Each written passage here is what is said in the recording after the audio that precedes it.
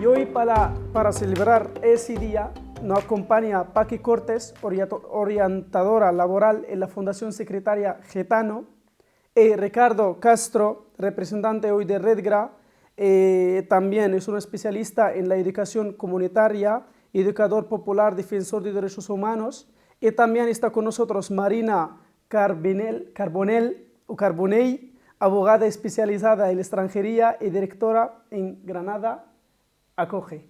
Y también está con nosotros Brenda Bichi, es una afrofeminista de Camerún, es la fundadora de la asociación My African Womanhood, una organización que tiene como objetivo construir en la formación mujeres y chicas camerunes a líderes, y también es activista contra el racismo. Y la última, Laura Giatoro, que pues, de Alianza por la Solidaridad, y que vamos hoy entre todas y todos a conversar y hablar sobre ese tema. Pues quiero dar la bienvenida y las gracias a todas y a todos los que están con nosotros hoy. Muchas gracias de estar en Granada Social. Pues vamos a empezar. La primera preguntita que me gustaría que un poco debatimos sobre ella o conversamos sobre ella es, para nosotros y nosotras, cada uno de su entidad o desde su opinión, ¿qué es el racismo para nosotros? ¿O dónde vivimos el racismo? ¿O dónde lo vemos el racismo? ¿Por quién quiere empezar? No sé. Vale, Empiezo yo. Desde la Fundación Secretariado Gitano, que llevamos trabajando casi más de 30 años por mejorar las condiciones de vida de la población gitana, a través de programas de prestación de servicios, como son programas para compensar un poco las desigualdades que existen en empleo, en educación, en el acceso a la vivienda. Durante este tiempo, esos 30 años que llevamos trabajando para compensar esas desigualdades, no podemos trabajar solamente con estos programas, con esta prestación de servicios, si no trabajamos desde un eje fundamental, que es el eje de la defensa de los derechos. La población gitana que vive en España, que llegó a España, se dice, en el 1425, hay datos de 1425 que llega a la población gitana a España. Al principio la población gitana es bien acogida, pero muy pronto empiezan a dictarse las leyes antigitanas, más de 250 pragmáticas antigitanas a lo largo de toda la historia. Algunas de estas leyes, su objetivo fundamental era la asimilación del pueblo gitano, que los gitanos dejaran de ser gitanos, pero también hubo leyes como la de 1749, cuyo objetivo fundamental es el exterminio del pueblo gitano. Esto hasta nuestros días. La población gitana española es considerada ciudadanos de pleno derecho en el año 1978, con la Constitución de 1978. Hasta ahí no eran considerados ciudadanos y ciudadanas de pleno derecho. Estamos hablando de hace apenas 45 años. A partir de ese momento, la situación de la población gitana española es verdad que da un cambio, avanza, se trabaja por la igualdad y la no discriminación, pero aún así todavía queda mucho por hacer. Aún así, hoy día, según el Eurobarómetro sobre discriminación, el colectivo gitano, la población gitana, es uno de los colectivos más discriminados o que más rechazo presentan por parte de la sociedad en general. Ese racismo, ese antigitanismo, ese racismo específico contra la población gitana basado en esa superioridad racial y sobre todo esa discriminación histórica, ese racismo institucional por parte que viene protegido desde los poderes públicos. Ese se sigue sufriendo hasta hoy, hasta en estos días, no a lo mejor tan de forma directa, que también hay casos muy graves, pero sobre todo esa discriminación cotidiana que las personas gitanas aquí en España sufrimos casi que a diario, cuando vamos a entrar en un supermercado, cuando vamos a entrar en una tienda, no hablarte de la vulneración de los derechos fundamentales en el acceso al empleo, en la educación, que es fundamental. Eso todavía existe. Claro, y desde allí, para apoyar más todavía, porque mucha gente dice pues gitanos, y se olvida que gitanos son personas, hablamos de hoy, son personas españolas que tenemos y debemos de respetar no es solo por ser gitano, por ser español, pero todos somos iguales y que tienen los mismos derechos como un español, porque son españoles y son españoles, ¿no? Y para apoyar esa idea, voy directamente a Brenda, porque eso es lo que habló no, Paqui, de unas de las poblaciones o pueblos que sufren discriminación. Allí también voy también uno de los pueblos que sufren también la discriminación, racismo en España, es el pueblo migratorio, o las chicas, como se dice, como ayer hemos hablado, de gitana, mora y negra. Sí. Bueno, les voy a contar un poco mi experiencia como estudiante. Para mí el ámbito académico es un lugar muy violento para gente racializada, gente extranjera y todo. Un buen ejemplo es el museo. He visitado dos museos aquí en Andalucía. Uno que es el Museo de la Memoria de Andalucía. Entro en el museo y veo solo imágenes e información de personas blancas de cierta clase, como si la gente negra, la gente mora y toda la gente musulmana. Estamos en Granada, una ciudad tan musulmana, y entras en un museo y ves casi nada de musulmano en el museo. Y he también ido al museo en el Parque de Ciencias en Granada. Ahí había un espacio muy pequeño donde era el espacio supuestamente del continente africano y solo mostraba tambores, ninguna información sobre el continente. Había dos imágenes de hombres blancos. El pequeño espacio que nos dieron para África pusieron incluso imágenes de personas blancas. Eso es demasiado racista. Y bueno, muchísimos ejemplos. Para mí, y la academia es una industria de producción de conocimientos. Si tú, siendo racista en la academia, estás produciendo gente que va a ser racista dentro de su sistema sin saberlo. Y a mí me da muchísima pena todo esto. Claro, y allí, por ejemplo, lo que has hablado, ¿no? Por ejemplo, sobre todo, Brenda, de todo lo que tiene que ver con racismo dentro de la academia, dentro de la universidad, dentro de la educación, ¿no? En general. Y allí también, como lo que ha dicho Apa, que para apoyar un poco tu parte, ¿no? Allí me gustaría preguntarle a Marina, que nos acompaña hoy desde Granada Coge, por ejemplo, hoy sí sabemos que hay racismo en el ámbito educativo, o no solo en todos los niveles, en vivienda, en todo eso. Pues desde Granada Coge o desde la ley española, ¿cómo se habla de ese tema de racismo? ¿Cómo se trata ese tema? Desde en concreto en Granada Acoge, lo que tratamos, tenemos un programa que pertenece a la Federación Andalucía Acoge, que se llama OWO, y ahí lo que intentamos sobre todo es promover la formación para evitar los discursos de odio. La figura de discursos de odio, cuando hablamos de odio, existe como tres conceptos que se interrelacionan, ¿no? Por un lado estarían las conductas de odio, por otro lado estarían los discursos de odio, que pueden ser constitutivos de delito o no, y luego estarían lo que ya sí que son propiamente los delitos de odio, ¿no? Que al final esto es un acto, una conducta que esté tipificada, que aparezca en el Código Penal y que esté basada en un prejuicio contra un colectivo. Quiere decir que hay como dos partes como muy importantes, una que esté en el Código Penal y otra que se base en un prejuicio. Nuestro Código Penal lo recoge solo en dos apartados específicos, uno que sería como agravante y otro en un artículo que habla directamente del delito de incitación al odio, la violencia o la discriminación, ¿no? Que sería el artículo 510. Estos delitos, la realidad es que están infradenunciados porque también es difícil probarlos, ¿no? Pero sí que es verdad que el hecho de que no se denuncien provoca que ahora mismo se pueda llegar a la conclusión, si ves los datos, de que prácticamente no existen, cuando al final, como decía Brenda, es una realidad que es muy fácil de detectar en muchísimos espacios, ya en la universidad, en las redes sociales, en los propios discursos políticos, que ahora mismo además nos acercamos a época electoral y ahí mismo se ven cómo hay determinados discursos muy, muy peligrosos. Entonces, bueno, desde Granada lo que intentamos es, por un lado, formar ya tanto a profesionales, ¿no? Porque al final también es muy importante esos profesionales que en determinadas administraciones o la propia universidad, ¿no? Que haya conductas que a veces no sepamos ni identificar como racistas, ya a estas alturas pues, no es como muy significativo. Entonces, una de las apuestas también es promover estos agentes de convivencia a través de la formación a esos profesionales para evitar que esas conductas se sigan reproduciendo.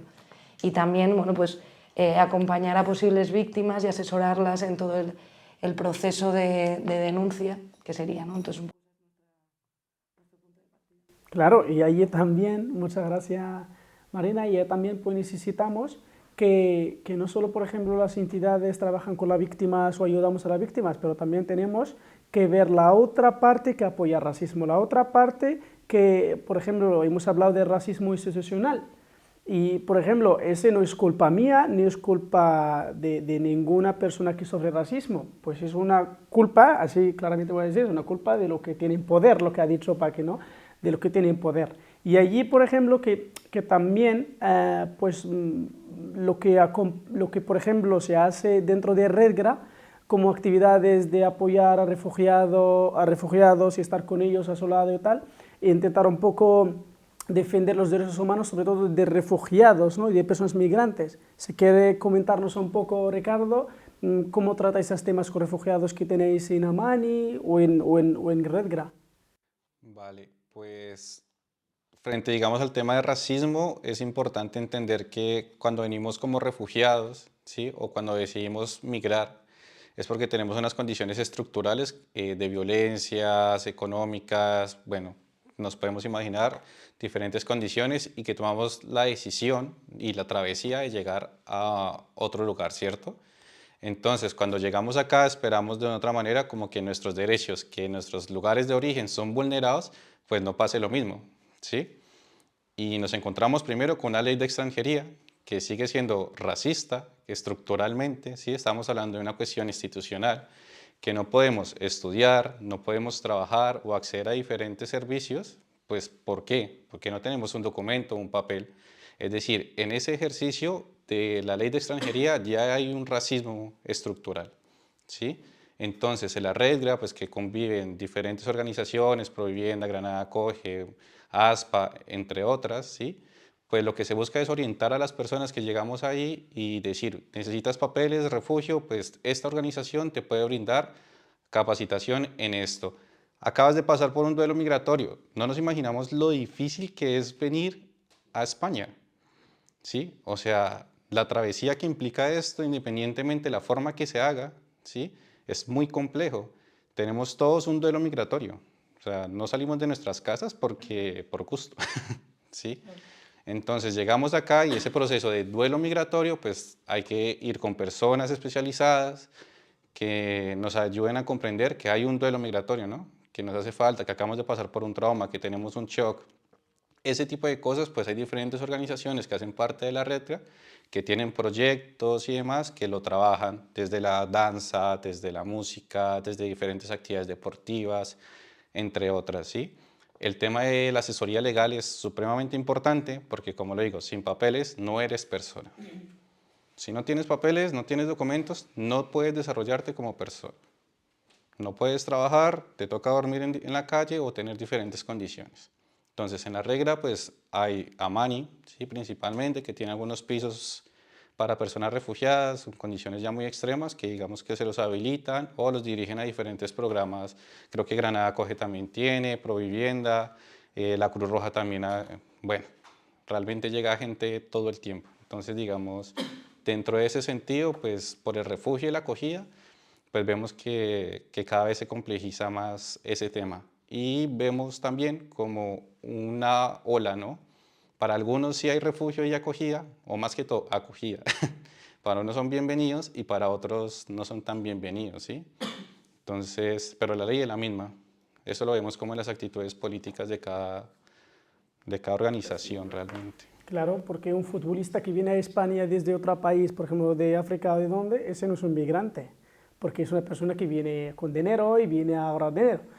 ¿Quiénes son los inmigrantes? Pues son las personas que vienen en patera, las personas que vienen, no solo en patera, de América Latina, por ejemplo, también en avión, pero también cuando, por ejemplo, Ricardo, hablamos del duelo migratorio, creo que también no solo trata del extranjero, también el lenguaje allí tiene una importancia. Palabras de ilegales, sin papeles, o antes, de moras, negras, tal, pues ese lenguaje mismo tenemos que intentar a cambiarlo. ¿Y cómo vamos a cambiarlo? Lo que ha dicho, por ejemplo, Brenda, a través de la educación. Y allí donde también entra la importancia de las familias. Y allí ahora conozco que en Alianza tiene un proyecto que trabajan ese tema de migración y tal, creo que solo con mujeres, ¿no, Laura? ¿O está incluido? Coméntanos de... Bueno, pues os cuento un poco. En verdad, desde Alianza por la Solidaridad llevamos como más de 35 años trabajando por los derechos humanos de las personas migrantes y sobre todo de las mujeres migrantes. Y hemos realizado distintos proyectos, pues sobre todo con mujeres migrantes, más también desde la parte al final del empoderamiento o del poderío, ¿no? No quedarnos con... porque también muchas compañeras están cansadas, ¿no? de las entrevistas para victimizarlas, de ay, pobrecita y demás, ¿no? Entonces, claro, también hay como esa necesidad de yo aquí estoy luchando, he pasado, pues obviamente por problemas, lo estoy pasando y demás, pero también quiero tener espacios donde yo demandar y denunciar, no necesitar, digamos, como ese acompañamiento en el sentido de llegar a las instituciones, ¿no? Obviamente uno necesita un asesoramiento legal porque yo no conozco las leyes de mi país, pues imagínate una persona que no es de aquí, ¿no? Entonces esas cosas siempre se necesitan. Pero sí que hay como una parte, una demanda de poder tener espacios donde yo en este espacio ir directamente a demandar a las instituciones ese racismo institucional que comentábamos, esa violación de derechos humanos que existen hacia las personas migrantes, decimos trabajadoras del hogar y los cuidados, las compañeras que están en las situaciones de prácticamente esclavitud en los asentamientos con los invernaderos en Almería, en Huelva, aquí en Granada también tenemos esas situaciones, en las zonas rurales.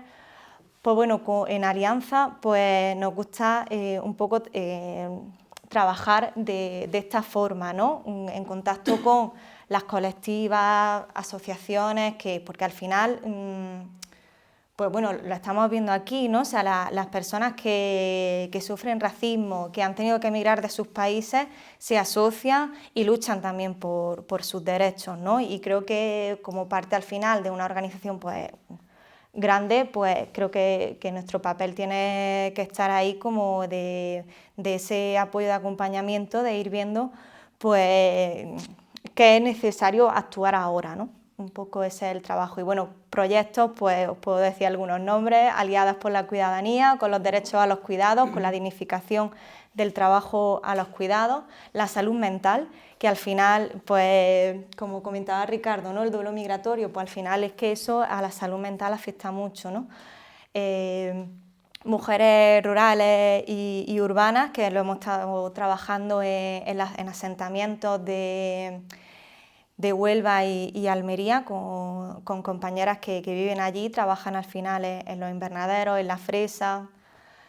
Y luego también, bueno, pues hemos tenido la suerte de poder contar también con muchas compañeras y compañeros de asociaciones por los derechos de las personas migrantes y racializadas, y en concreto de países africanos, donde ahí hemos trabajado tanto a nivel de la educación, como comentaba Brenda, que es una parte muy importante, pues con chicos de primaria, de institutos, y luego también en espacios de instituciones, ¿no? Porque al final también creo que el racismo está muy ligado al odio, pero también a la ignorancia. Entonces creo que también cuanto más conocimiento se dé de las realidades que existen y de por qué las personas migran, y de que eso al final es un derecho de todas que tenemos, y todas tenemos ese derecho, pues menos nos encontraremos con estos espacios, o sea, con estas problemáticas, ¿no? Claro, porque en el final migrar no es un delito, migrar, todo podemos migrar, todos tenemos derecho a migrar, y allí, por ejemplo, la primera pregunta cuando te preguntan y te ven que tienes un cara de una persona no es blanca, te dicen, ¿por qué has venido? Tío, no te importa. ¿Por qué has venido? Porque he venido porque quiero hacer turismo. Sí, he venido en patera para hacer turismo. ¿Tú qué tienes? No hace falta venir a hacer turismo en avión o en primera clase, no. He venido en patera para hacer turismo. Y ahí también donde la etiqueta de las personas migrantes son personas, lo que dicen, o no, la extrema derecha o lo que son racistas, que son personas que vienen a robar o a drogas, y eso es lo que está etiquetado el pueblo gitano. El pueblo gitano que lleva viviendo en España casi más de 600 años, que hoy por hoy, cuando hablamos de los gitanos que viven en España, hablamos de ciudadanos y de ciudadanas españoles, con situación jurídica de españoles. Estamos hablando de una de las poblaciones más discriminadas, sobre todo por esa visión negativa, esa imagen negativa que el resto de la sociedad tiene sobre la población gitana. Una imagen negativa basada en prejuicios y estereotipos. Cuando tú dices la palabra gitano, cuando a ti se te viene a la mente la palabra gitano, normalmente y en general, a casi todo el mundo lo que se le viene a la mente es la droga, no quieren trabajar, no estudian, venden drogas, roban o como mucho, como también a veces el flamenco, bailan, cantan. Y ni toda la población gitana vende drogas ni vive en una situación de marginalidad, ni toda la población gitana son artistas, viven de flamenco, que es mínimo la población gitana en comparación con la población total gitana que se dedica al mundo del flamenco y las personas que viven en situación de riesgo de exclusión social. Es verdad que hay mucha población gitana que vive en riesgo de exclusión social y que se dedicarán y que pueden cumplir algunos de esos estereotipos o no, pero por regla general la mayor parte de la población gitana, el 70% o más de la población gitana son gitanos y gitanas, hombres y mujeres, chicos y chicas, que pueden ser tus vecinos, que pueden ser tu maestro, que pueden ser la cajera del supermercado, pero que no como no cumplen el prejuicio y el estereotipo que la gente entiende por gitano, lo primero que te dicen cuando dices es que yo soy gitana, ah, no, pero tú no eres gitana, porque no estás cumpliendo el estereotipo que tienen ellos como un gitano y como gitana. El caso, nosotros nos comentaron en una sesión de referentes un chico gitano que es médico, que cuando estaba en la consulta oía a los pacientes fuera que decían, ¡ay, parece que es marroquí! No, es sudamericano. Se decían todo menos gitano. En ningún momento a nadie se le pasaba por la cabeza que ese chico, que por su aspecto, que era más moreno, por eso lo confundían, podría ser gitano, porque en la mente es muy difícil que en la mente de una persona entre que un médico puede ser gitano, entre que una profesora pueda ser gitana, que mi vecina de al lado, con la que me digo los buenos días y las buenas tardes todos los días en mi urbanización chula, puede ser gitana, porque no cumple con los prejuicios y los estereotipos. Eso es el problema más grave que tenemos en la población gitana, porque esos prejuicios y estereotipos, que a veces son cosas más tontas, pero otras veces vulneran derechos fundamentales en el acceso al empleo, en el acceso a la educación, que tenemos las escuelas segregadas, los centros guetos en los que la mayoría de los chicos y de las chicas que hay son niños y niñas gitanas, que no acaban la ESO y si lo acaban, la calidad de ese título de la ESO no es el mismo que el del resto de los chicos, del resto de los centros escolares.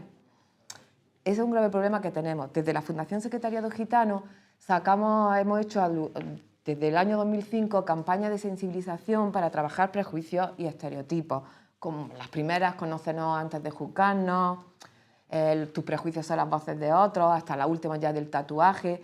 Con esas campañas intentamos trabajar tanto con los chicos y con las chicas, tanto con los profesores, con las profesoras, como con otros agentes, con las personas discriminadas, pero también con los agentes las personas que discriminan, para un poco sensibilizar en el ámbito del empleo, de la educación. Pero es tan difícil cuando tienes después medios de comunicación en el que vuelven a caer en la imagen estereotipada del pueblo gitano y de otros colectivos. Y nadie hace nada, Podemos poner 1000 denuncias, pero ¿quién se enfrenta con esas cadenas de televisión? Pues es muy complicado. Sacamos también los informes anuales de discriminación, porque después se dice que no hay discriminación, porque es verdad que existe una infradenuncia total y absoluta. La población gitana ha llegado a aceptar su propia discriminación como algo, a veces como algo normalizado. No me voy a presentar a ese trabajo porque sé que como soy gitano o como soy muy moreno no me van a poner de atención al público. Eso lo escuchamos a diario en nuestro trabajo, pero sí que existe esa discriminación y nosotros desde el año de 2005 en nuestro informe de discriminación y comunidad gitana recogemos los casos que nos llegan a nuestras oficinas, que no es todo, es la punta del iceberg, para intentar un poco decir que sí que hay discriminación. Efectivamente, y allí a mí me encanta una cosa que has dicho de cuando dices gitano te viene a la cabeza si es una persona de droga o tal, o te viene flamenco, pero yo voy a dejar de droga y voy al flamenco, porque allí donde las personas o los colectivos que sufren racismo son una riqueza en ese país.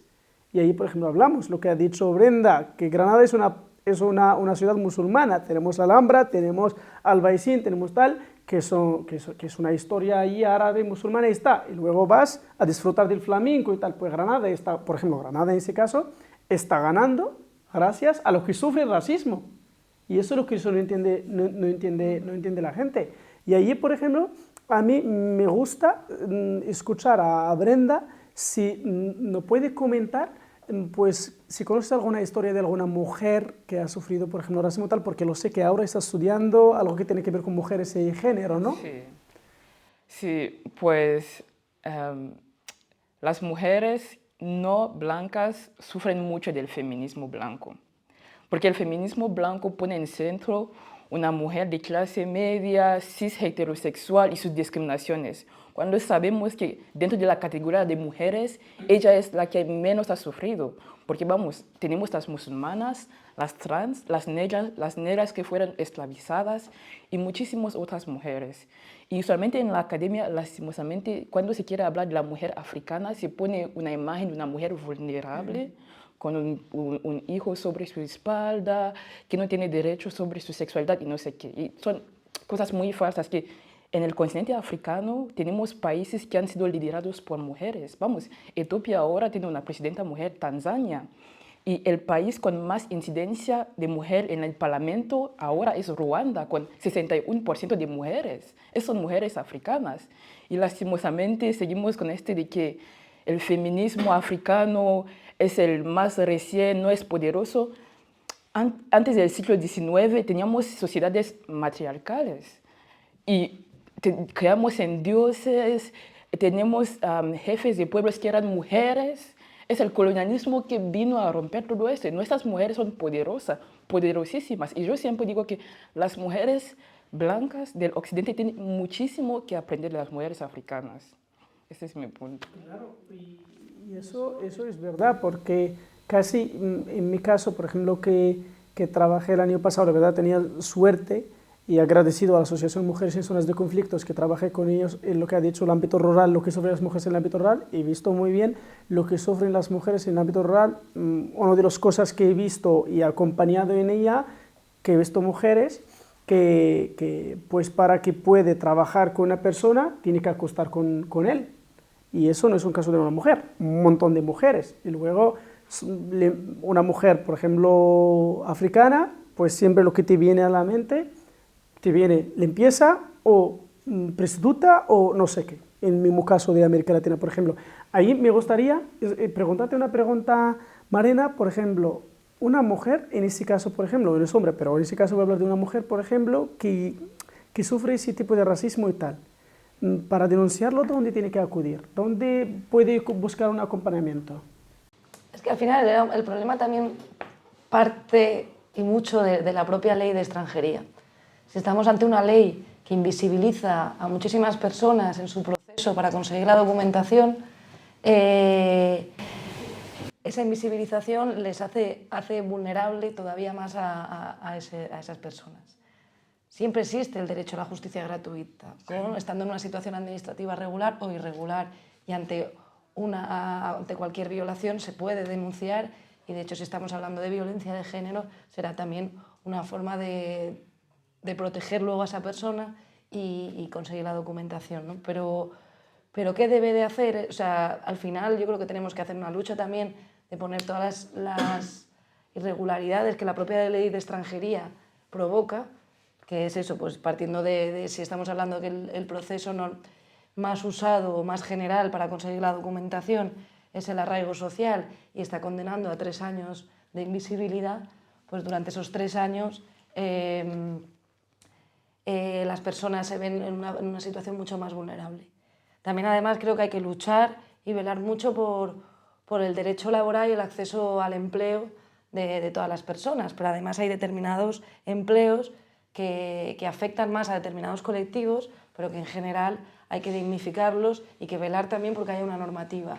Hablo de todo el sector agrícola, hablo del empleo de hogar, donde toda la parte de cuidados y cuidadoras que desgraciadamente o sea, están ahora mismo y hay una lucha por los derechos, pero que aún todavía hay muchísimas vulneraciones porque pasan dentro de las casas y nadie se mete ahí. Entonces, bueno, creo que la lucha está por apelar a que se cumpla la normativa y al final es todo el rato tener un enfoque de derechos. No estamos hablando de favores, estamos hablando de derechos, en un Estado de derecho, y hablamos de justicia social, básicamente. Claro, y la ley de extranjería, no, en mi opinión personal, no defiende ni protege el colectivo que sufre racismo, las personas migrantes. Y el último, por ejemplo, que acabo de sacar, o la ley de extranjería, el último, que es arraigo para la formación, sí, existe arraigo para la formación,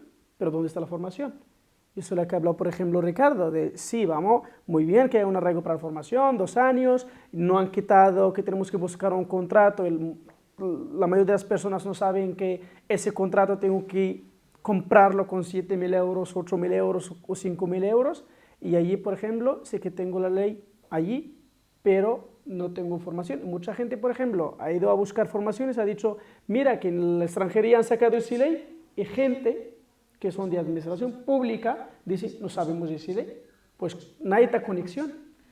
Exacto, o sea, debemos exigir y bueno, las entidades sociales pues podemos ahí apoyar en la formación a profesionales, pero que no debemos de exigir la responsabilidad pública, la responsabilidad de la administración de formar a sus agentes dentro de la administración y de velar porque se cumpla la normativa y porque se cumplan las instrucciones internas en base a normativa.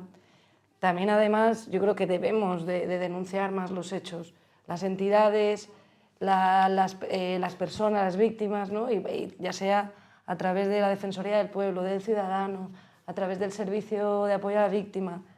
Pero esa realidad debe aparecer, porque es verdad que si no parece que no existe y se sacan conclusiones falsas. Entonces hay que hacer incidencia para intentar al menos combatir y poder cambiar las cosas. Si no nos quejamos, se invisibiliza y hay que poner el foco donde está, que muchas veces además se bifurca y parece que la víctima al final es la responsable. Entonces no, la responsabilidad es pública, normalmente la responsabilidad es de la administración y ha de velar por ello, porque estamos en un Estado de Derecho, no en otra cuestión, ¿no? Claro, muchas gracias, Marina. Laura, ahí me gustaría también escucharte un poco de los programas que tenéis en Alianza que trabajan con mujeres. Por ejemplo, si una mujer no está escuchando ahora, que sabe, por ejemplo, que ofrece Alianza a las mujeres en momentos de sufrir racismo o programas en general, si puede compartir con nosotros. Sí, pues en nuestro caso ofrecemos proyectos donde lo que hacemos son espacios de trabajo en conjunto, donde vamos desarrollando a través de un proceso participativo el análisis de las problemáticas que nos encontramos, luego las demandas de cómo poner solución a esas problemáticas. Siempre trabajamos de unas acciones de incidencia hacia la sociedad, pero también hacia las instituciones, porque al final, pues dentro de las instituciones, ¿no?, es donde se cambian políticas. Entonces, nuestros procesos siempre van, y al final trabajamos las problemáticas con las que trabajamos, no las decidimos nosotras, que al final pues, somos mujeres blancas no migrantes, las deciden las compañeras que están en los proyectos, que han sufrido ese racismo, han tenido problemas por el tema de migrar, Y entonces tenemos siempre proyectos durante todo el año donde trabajamos esas temáticas. Luego también la parte de incidencia social, ¿no? Pues lo trabajamos en colegios, o sea, lo que digamos que es la educación formal, tanto a nivel de primaria, secundaria, universidad.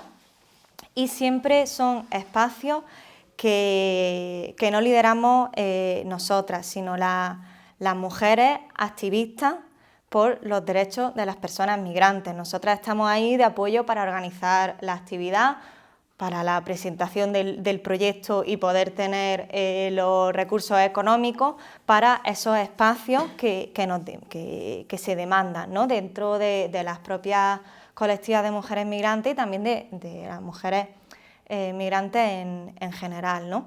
Entonces, nosotras sobre todo eso es lo que más ofrecemos, ¿no? Luego también, bueno, pues algún acompañamiento, pero bueno, ya también, porque al final con estos procesos y demás, es que lo que se crean son relaciones de amistad, porque estamos durante todo un año trabajando problemáticas, demandas, conociéndonos la una a la otra, nuestras vidas, lo que todo nos ha ocurrido, ¿no? Y entonces pues sí que a veces hemos hecho algún acompañamiento, ¿no?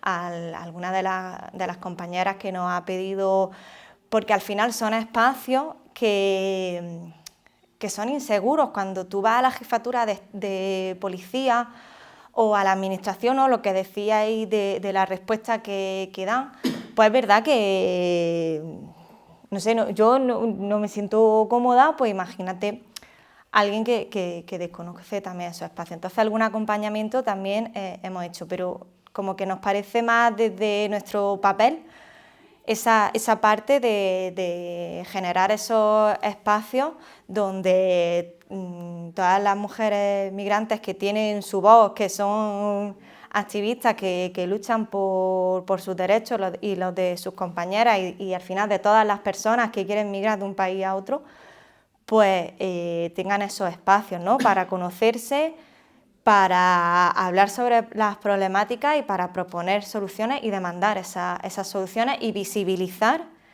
pues eso, que al final pues son ciudadanas que tienen los mismos derechos y es así como tiene que ser. Y en el momento en el que no es así, es una violación de los derechos humanos.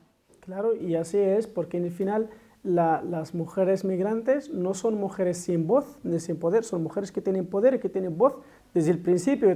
Lo que tenemos que saber, porque mientras ella tiene la capacidad de migrar, es un poder. Mientras que tiene la discapacidad de vivir en invernadero, sufre racismo, machismo, violencia sexual o acoso, pues esa mujer tiene poder. Y no sabemos que detrás de ella hay familia, sus hijos o sus padres, porque en el final, en ese caso que conocemos, por ejemplo, lo que trabajamos con las mujeres o con el pueblo migratorio, que todas las personas que vienen aquí migrantes, sean mujeres, sean hombres, detrás de ellos hay familias. Y todos los meses tienen que enviar dinero a las familias y tal. Pues ese es un poder. Y allí también me gustaría, porque eso un poco da una riqueza a nuestra conversación, porque somos, como ha dicho ayer, que somos 3 continentes aquí, estamos Europa, África y América Latina, y a mí me gustaría también escuchar la parte de América Latina, porque siempre cuando nos viene la parte de América Latina, y hay programas de televisión que, por ejemplo, tienen 2 bases. Hay un programa que lo vi yo muchas veces, que siempre, pues, que un programa de televisión que trabaja en aeropuertos, y lo que sale, pues una persona que viene de Colombia con drogas, una persona que viene tal, pues ya está etiquetado, o la mujer de América Latina es una mujer prostituta, viene aquí para la prostitución. ¿Qué piensas desde tu punto de vista, Ricardo, por ser una persona de América Latina y también desde Redgra? Pues mira, frente al tema de los prejuicios y estereotipos, como lo comentaban también, siento que en la Redgra, por ejemplo, la nutrimos nosotros en este último año, realmente, digamos, desde ASPA, desde el proyecto Construyendo Comunidad. ¿Sí? Entonces, que ahí nos podemos encontrar con Brenda y con personas de Marruecos, sí, contigo, nos encontramos de diferentes, y dentro de esos espacios de las reuniones, si te diste, nos dábamos cuenta, pues eran espacios de organizaciones que tienen buena voluntad, que están haciendo todo este ejercicio, pero pues que le estamos dando voz somos nosotros y nosotras, ¿sí? Entonces, poner esos estereotipos, por ejemplo, contra la acción que se va a hacer el 19, contra el Día del Racismo, ¿sí? La discriminación racial y demás, pues es importante, empezamos a partir a romper ese prejuicio. Cuando hablan de América Latina, claro, yo digo, listo, América Latina es hermosa, pero yo soy colombiano, ¿sí? O sea, entonces ya rompo, digamos, el tema del modelo, no toda América Latina es Colombia, o sea, Colombia es un país que lleva 64 años en conflicto armado, ¿sí? O sea, que nosotros vivimos todo el tema de múltiples violencias. O sea, si no hubiera sido por la invasión de Estados Unidos en Afganistán, seguiríamos siendo el país número 1 con desplazamiento interno, ¿sí? O sea, como que si nos centramos en temas de derechos humanos y demás, pues vamos a tener un tema, digamos, complejo al que asumir. ¿Qué es el tema de los colombianos cuando llegan, por ejemplo, a España? Pues, ¿qué colombianos conocemos en España? ¿No? Pues que vino James, que está Falcao, que Shakira y Piqué, bueno, diferentes cosas que están de moda. Pero la delincuencia número 1 en España, ¿cuál es? ¿Son los gitanos? ¿Son los marroquíes? No. ¿Quiénes son? Los colombianos. ¿Por qué? Pues porque son los que mueven la coca en el mundo. Eso no es una mentira para nadie, ¿sí? Y sigue el estereotipo de ello. Entonces, esa carga que tú vienes como acá también es como en el aeropuerto. ¿Será que me van a requisar? Pasaporte, ¿sí? O sea, nosotros tenemos un ejercicio con la Redga precisamente. Fuimos a Ceuta para lo de la marcha de Tarajal, ¿sí? Que a mí me gustaría hacer un comentario sobre eso ahorita. Pero en esta marcha, digamos, cuando fuimos, pasamos el ferry y todo, cuando nos regresamos, a los únicos que nos tuvieron inconvenientes con el pasaporte, iban compañeros de África, iba un compañero de Jordania, o sea, palestino, ¿sí? Gente que era de Marruecos, gente de Brasil, españoles obviamente, y a los únicos que nos pusieron, digamos, un poco de trabas ahí fue a un amigo mío colombiano y a mí. Como que, pero no sé, ¿no te parece tal? Que no pasó nada ni nada por el estilo, pero fue como, o sea, estamos pasando de diferentes lados. Ponte a pensar, marroquí, africanos, era de Mali, palestino, españoles y colombianos. O sea, la combinación perfecta, ¿no? Entonces, en ese momento la persona que estaba ahí, como que lo único que miró fue, digamos, nuestros pasaportes, como estudiantes, ¿no? Que estamos acá como estudiando. Entonces, dentro de ese ejercicio que lo podemos ver dentro de los prejuicios, pues claro, ¿quién está ahí? Que se sigue alimentando, pues claro, o sea, es parte del contexto. O sea, cuestión número 1, si ustedes no están consumiendo, si la gente no consume, pues en el otro lado del sur global no hay necesidad de eso, ¿sí? La gente, digamos, bueno, eso sería un tema muy amplio de mirar, pero el tema de los estereotipos se siguen reproduciendo. Hace poco hubo una noticia de una mujer decapitada en una playa acá en Andalucía que era colombiana. ¿Y dónde salió la noticia? Acá en Granada también la chica que murió asesinada en Francia, pues de padres colombianos, ¿sabes? Pero la importancia que se le da, pues no. Y no es porque seamos latinos o pues, sino que entre la misma migración también existe un poco de racismo. Hay una jerarquía más bien, ¿sí? Entonces decimos, ah, unos son de África, no, que estos tienen. No son de Marruecos, no, estos tienen más oportunidades. Ah, no, ellos son latinos, hablan español, ¿sí? Entonces ya como que asumimos que somos diferentes jerarquías y estamos atravesando situaciones supremamente similares. En las migraciones decimos, ¿nos pensamos en los gitanos? También están sufriendo eso. Yo viví en Cacería de Montijo, por ejemplo, y en Almajayar, y hablaba con los chicos, pues normales para mí. O sea, yo en Colombia gitanos, ¿sí? O sea, normal, ¿sí? Y dentro de ese ejercicio te decías como, ella, es que a ti te están juzgando. Entre ellos mismos también nos dicen como, ay, trajiste, no sé, tal cosa. Sí, entonces como que vamos a seguir jugando el tema de la reproducción, de los estereotipos, de los patrones, y esas cuestiones que al fin y al cabo siguen revictimizando, como hace usualmente en las entrevistas cuando va una mujer a denunciar violencia de género, que le preguntan, cuéntame, ¿qué te pasó? A un policía que no va a hacer nada porque no es la persona encargada de hacerlo, pero pues que está ahí por el cotilleo, ¿sí? Porque no va a hacer nada y tiene que pasar a otra persona y a otra persona y a otra persona. En las personas en las calles lo vamos a ver. ¿Quiénes son los que van a tener ahí? Pues latinos o otro tipo de problemáticas, ¿no? que la regla, digamos, en ese ejercicio se ha pensado diferentes actividades. Con este proyecto de Construyendo Comunidad, pues la participación de diferentes jóvenes, que hemos podido hacer un tema de incidencia política, que yo creo que es realmente el tema fuerte. O sea, está bien que tenemos voces, todos tenemos voces, ¿sí? Pero ¿de qué sirve que salgamos diferentes personas migrantes a alzar nuestra voz si no tenemos una voz en el Parlamento? Nosotros no podemos realmente hacer un cambio. Primero, porque no tenemos papeles. No podemos votar, no podemos elegir quién nos representa. ¿Sí? ¿Quiénes tienen que realmente tomar ese ejercicio de incidencia política? Las organizaciones que están acá presentes, todos los que estamos presentes, pero principalmente el pueblo español. O sea, el pueblo español es el que tiene la opción de decir que se cambien las cosas. Nosotros, claro, sufrimos, cada vez nos empoderamos más, estamos en estos ejercicios, que muchísimas gracias por las invitaciones, por permitirnos hablar, pero que si nosotros no nos ponemos a trabajar en lo que sea, nos vamos a morir de hambre. O cuántas mujeres, por ejemplo, lo que tú estabas diciendo, oficios que salen, oferta, o formación laboral. ¿Para qué? Para trabajar en cosas, cocina, hostelería, campo, ¿sí? ¿Cuántos cursos de profesionalización?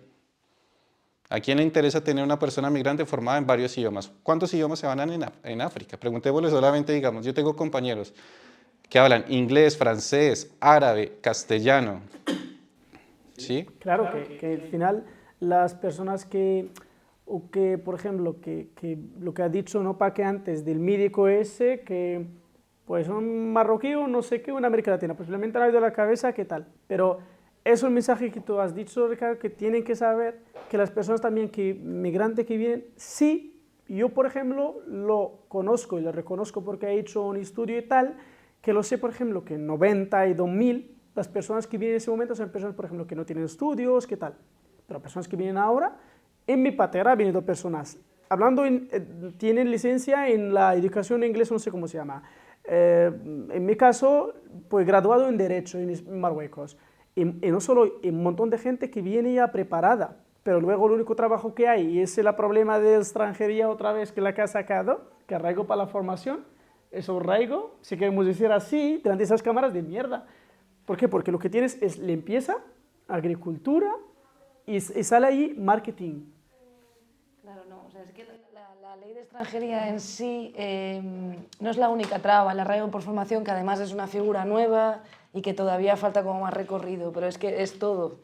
Al final hay muchos procesos que te tienen que mirar la situación nacional de empleo y esto se limita a unos determinados empleos y muy complicados, pero luego es las trabas burocráticas que existe para una simple homologación de título, ¿no?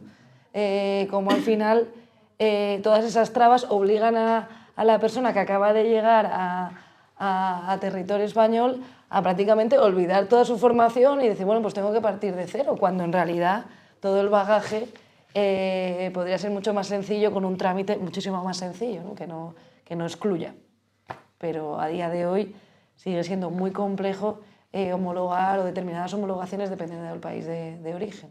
Entonces todo eso también hay que reclamarlo y ponerlo en evidencia, porque es verdad que excluye directamente y hace que se generen como nichos de mercado cuando en realidad no tendría por qué, al margen de que también hay que reivindicar la dignificación de esos nichos. Claro.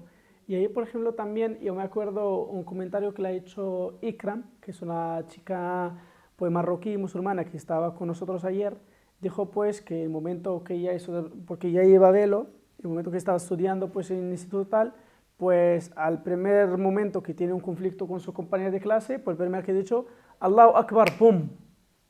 Pues bomba, terrorista solo por ser musulmán o por llevar el velo y todo eso. Pues eso es un tema que la verdad que allí no vamos a estar siempre, sí que, por ejemplo, algunas veces me gusta y me molesta en el mismo momento el dicho de los blancos, porque al final lo que ha dicho Ricardo, ¿no? Que gracias a las entidades que son de blancos, que están con nosotros, que nos apoyan, pues que apoyan y que defienden los derechos y que dan un empujón, por ejemplo, como Granada Acoge, la Fundación Secretario Getano, pues Alianza de Redgra, y otras entidades que sí que dan un empujón a esos derechos que no podemos, que nos defienden y todo eso. Pero allí necesitamos, lo que ha dicho por ejemplo Ricardo otra vez, la decisión política. Los que toman decisión política, ahí es donde nosotros tenemos que buscar, y sí que tenemos diputados que son de origen africano, tal, pero un poco poder. Me gustaría comentar sobre esto. Muchas veces se pone en una mesa una persona para decir somos antirracistas porque hay un negro o una negra en la mesa, pero al fin de la cuenta no lo escuchan. Y también me gustaría que vemos la migración como un acontecimiento histórico que no empezó hoy ni ayer, y empezó cuando personas europeas empezaron a ir a África a buscar esclavos. Y además de ser acontecimientos históricos, son también acuerdos entre países. A un país le sirve que ciertas personas llegan en su país ilegalmente para hacer trabajos que los españolitos no quieren hacer. Y les sirven de que no tengan la nacionalidad, que no tengan los papeles, así tengan cuidadoras, tengan gente que trabaja en el campo, tengan gente que hace todos esos trabajos. No es solo de que yo estoy saliendo de mi país porque las condiciones son malas y todo. Son acuerdos entre países. Ese va más allá de yo o tú, y ese va más allá de hoy o mañana o ayer. Es algo tan histórico que a veces me hace como, no sé, como si se va a explotar mi cabeza cuando empiezo a pensar mucho en esto. Bueno. Claro, y ahí también, por ejemplo, sí que me gustó lo que has dicho de que las personas migrantes, el trabajo que hacen, son el tipo de trabajo que no quieren hacer lo que de aquí, que es la agricultura y tal. Luego también muchas veces yo me pregunto a mucha gente, a políticos y tal, y digo, algunas veces creo que lo que toman decisión a nivel, por ejemplo, del gobierno de España, algunas veces eso, digo, ¿son tontos? ¿O no piensan? ¿Por qué? Porque, por ejemplo, el ELP, lo de coger firmas para personas migrantes, han dicho que hay 500.000 personas migrantes, aunque posiblemente hay más. 500.000 personas migrantes, casi la mayoría están trabajando en la agricultura y tal y tal. Pues tú, como gobierno, ya de base estás perdiendo un dinero de seguridad social.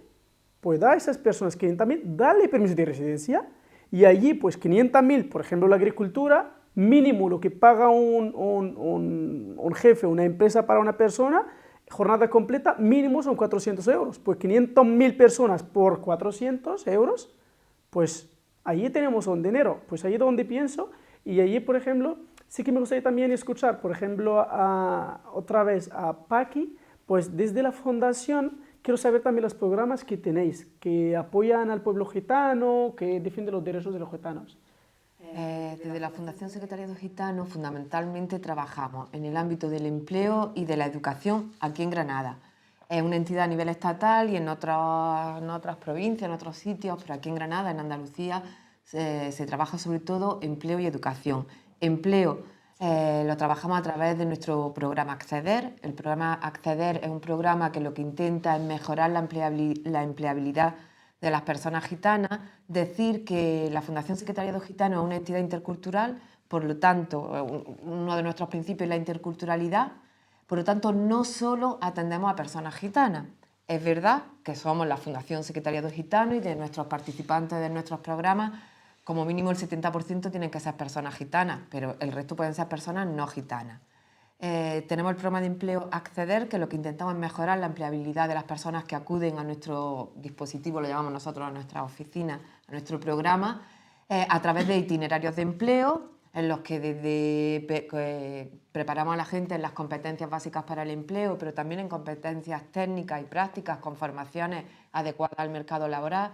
Es verdad que la población que nosotros tenemos o que nosotros atendemos, la población gitana es muy diversa, pero la población gitana que nosotros atendemos normalmente es población muy joven, con poca formación.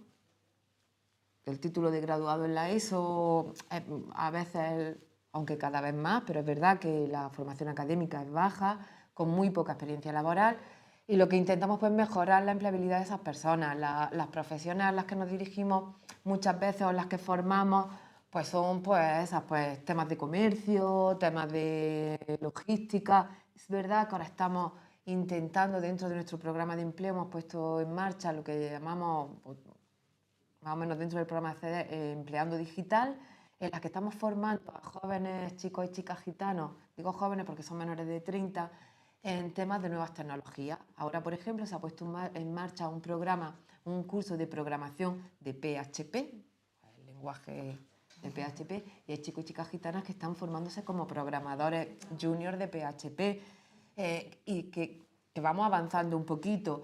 Y trabajamos en el ámbito de la educación, sobre todo porque nuestro gran problema es la educación en la población gitana. Los chicos y las chicas gitanas, solamente el 60% de ellos acaba la ESO.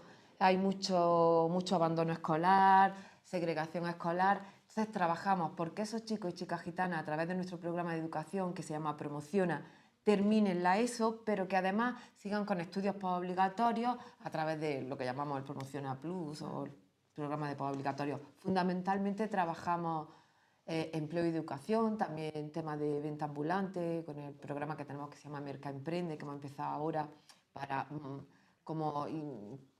introducir las nuevas tecnologías en el tema de la venta ambulante, y fundamentalmente es en los que trabajamos porque el empleo y la formación y la educación creemos que es fundamental para la inserción de las personas y de los chicos y de las chicas, de las personas con los que trabajamos. Todo esto sin olvidar lo que he dicho antes de la defensa de derechos. Nosotros no podemos trabajar en el empleo si no trabajamos discriminación, porque tanto la sociedad en general, los empresarios en particular, todo después tienen la barrera de los prejuicios, de los estereotipos y de la discriminación. Y quería hacer una mención a lo que ha dicho de incidencia política, que ha dicho no tenemos voces. La población gitana en España, desde el año 77 que tuvimos un diputado gitano, es verdad que hemos tenido algún otro, pero ha sido hasta la última legislatura en la que entraron en el Parlamento, en el Congreso, 3 diputados gitanos, de Ciudadanos, del PSOE y de Podemos. No sé si es casualidad o no es casualidad, pero es verdad que creo que han dejado mucho de su trabajo y mucho empeño, han trabajado mucho en que la ley de igualdad de trato, la ley 15/2022, la ley integral por la igualdad de trato, salga adelante, y en esta ley también se ha conseguido que el antigitanismo se introduzca en el Código Penal como delito de odio.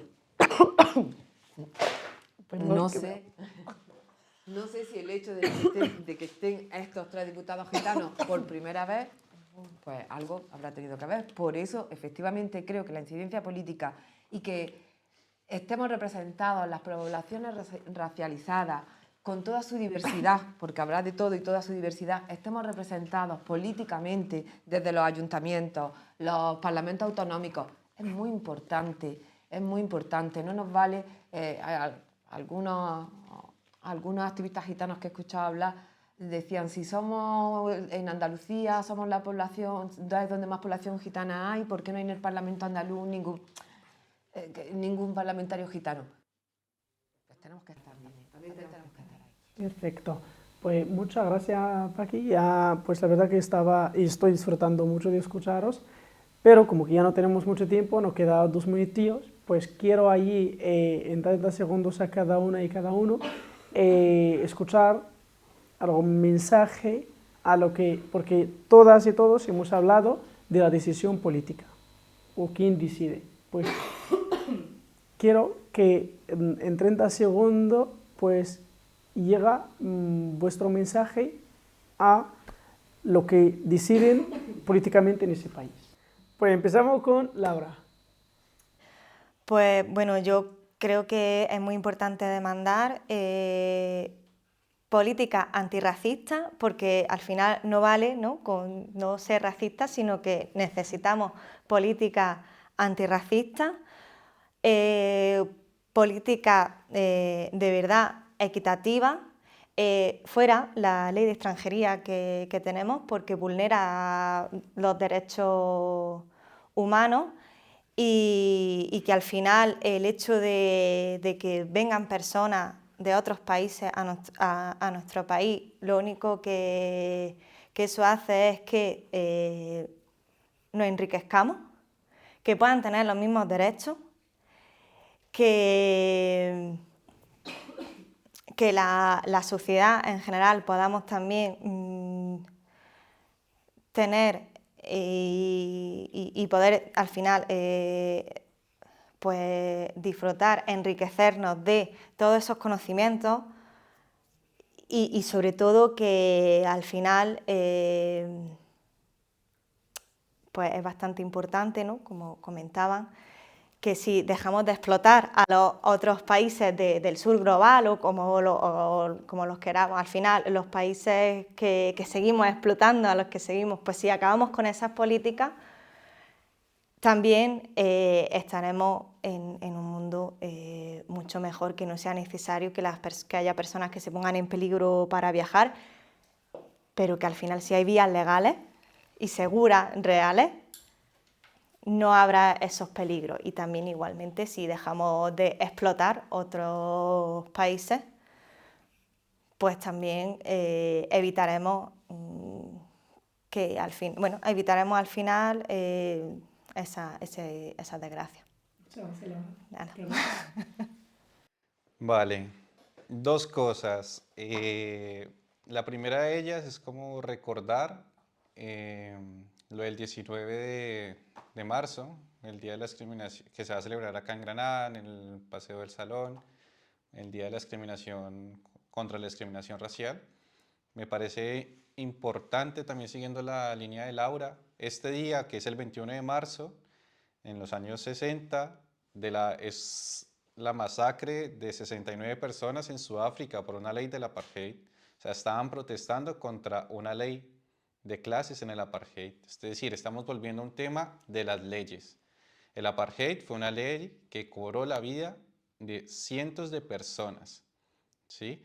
La colonización en África, en América y en Asia fue también producto de una ley. Lo que acabamos de escuchar también, el tema de los gitanos, que son 600 años sin reconocimiento como ciudadanos, 600 años prácticamente, es parte de una ley también, ¿sí?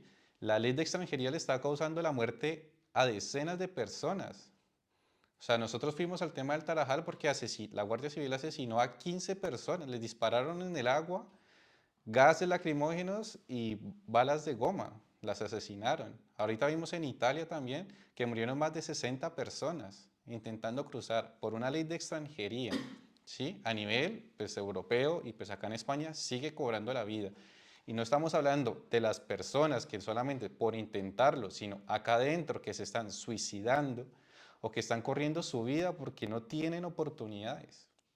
Entonces, si seguimos pensando en esta cuestión solamente por un tema racial, estamos mirando que la ley está siendo cómplice de todas estas muertes, ¿sí? Y ya. Sí, mi mensaje va hacia feministas blancas y personas que trabajan en la universidad, personas que trabajan en el tema de género. Creo que es hora de que empezamos a reconocer la historia y aprender de la historia de otras mujeres que no son mujeres blancas de clase media, cis heterosexuales. Es hora de que empezamos a poner políticas que también toman en cuenta hermanas mías, las moras, las latinas, las con discapacidad, las trans.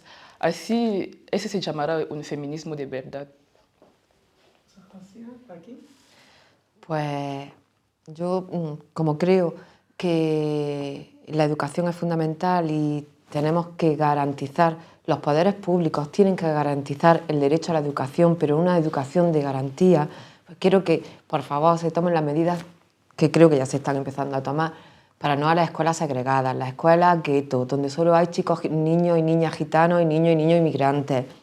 Queremos que nuestros niños y nuestras niñas tengan el mismo derecho y los poderes públicos tienen que garantizar el acceso, el derecho, la permanencia y la calidad de la educación de nuestros niños y de nuestras niñas. Fundamentalmente porque creo que así podremos mejorar, porque le duela a quien le duela y le pese a quien le pese, no nos queda otra que entendernos. Muchas gracias, Paqui. Marina. Bueno, un poco, al final es repetir un poco la línea que establecen también las compañeras y decirle a los poderes públicos que la mayoría de las cuestiones hay una responsabilidad y no es una cuestión de deseos o de peticiones, sino una cuestión de justicia social, que va desde unas políticas migratorias que atiendan el derecho en frontera, por el derecho a migrar y por el derecho a no tener que hacerlo, a un sistema de acogida digno que vele ya por los propios compromisos internacionales que hay, que no es una declaración de buenas intenciones, sino que es derecho, a una ley de extranjería que no invisibilice a las personas y que garantice los derechos de las mismas, y a unas políticas que hablen ya de vecinas y vecinos, que al final es lo que somos todas, y que se permita también el derecho al voto, ¿no? Muchas gracias, Marina. Y así que, después de todos vuestros mensajes, en ese Día Internacional de Eliminación del Racismo, pues vamos a unirnos todos y todas para construir un mundo más inclusivo, amoroso, tolerante y justo para todas y para todos, y que vivimos en una cultura, en un país, en un pueblo y en una casa como hermanos, hermanas, como familias. Olvidamos todo lo que tiene que ver con racismo, con la raza, y pues por eso os invito el día 19, el domingo que viene, que va a ser la celebración del día, normalmente es el día 21, pero el domingo vamos a celebrar en el Paseo del Salón aquí en Granada con todas las entidades contra racismo. Allí os esperamos desde las 11 hasta las 2, así es, ¿no, Ricardo?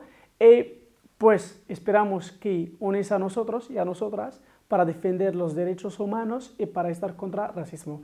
Muchas gracias, Paqui, Marina, Brenda, Ricardo y Laura. Muchas gracias.